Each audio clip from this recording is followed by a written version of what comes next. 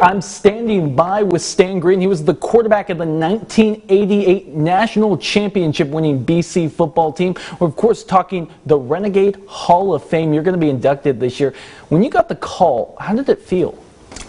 You know, I felt really good. It kind of made me think back to all the people that helped me get to where I have been in my career.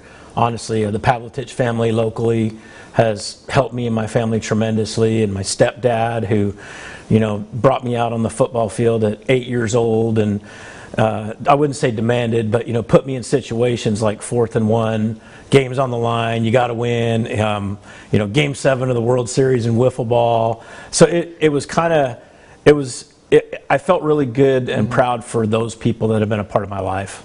I'm sure you don't want to have the distinction of being the only quarterback to ever win a national championship at BC, because you'd love to see the Renegades do it again with somebody else under center. But to look back at that team and those memories, what stands out the most? Just what a talented group of people we're around. You know, the crazy part is, as a quarterback, you get all the credit and all the blame. And in this particular case with that team, I've probably received more credit than I deserve.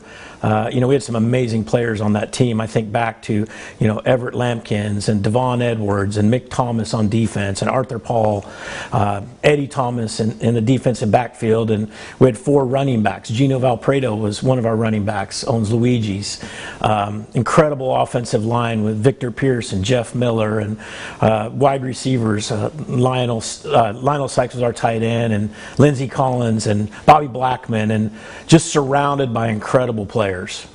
When you think back to the way that Memorial Stadium used to fill up, and I think you could hear the roars all the way downtown here at our studios, it got so loud. To see where it is now, where it's not filling up to that capacity, how much would it mean to you to see that place packed again? Oh, it would mean a lot, because, you know, it'll bring back a lot of memories for myself and my teammates and the people that were there on that day. You know, it's not uncommon for me to run into people that I know in town and that say, hey, I was at that game in 1988. And I think, you know, if the Renegades get back, you know, to a shot at the national championship, you'll see overflow. Okay, you're still so involved with athletics, obviously your role with the Kern High District, the Kern High Network. What made you want to stay here in Kern County and help the next generation?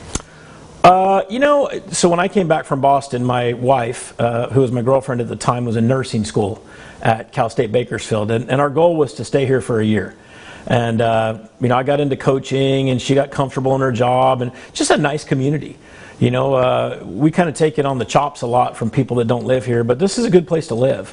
And, you know, just to be able to give back and be a part of the community. And I've been very blessed in my career that people have given me the tools I need to be successful.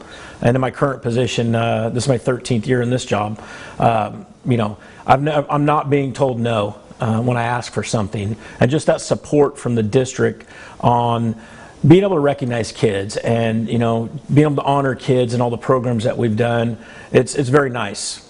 Okay, my final question, I want to take it back to where we started, that Hall of Fame dinner. There are a lot of legends being honored that night at Luigi's at the warehouse. For you, what is that going to feel like? You know, my good friend Paul Pavlovich came to my work to tell me I was being inducted into the Hall of Fame, and he brought all the superintendents from the high school district, and my wife came down, and friends that work at the district. And I really feel like, you know, for me, like I said, it's not really about me. It's more about all those people. I think, you know, it's great for me, but I think it's really cool for my stepdad and for the Pavloviches, who invested so much in me and, you know, really are responsible for where I am today. All right, Stan, thank you so much for joining us here on this Renegade Halftime Report. We are going to have more from the campus of Memorial Stadium right after the break.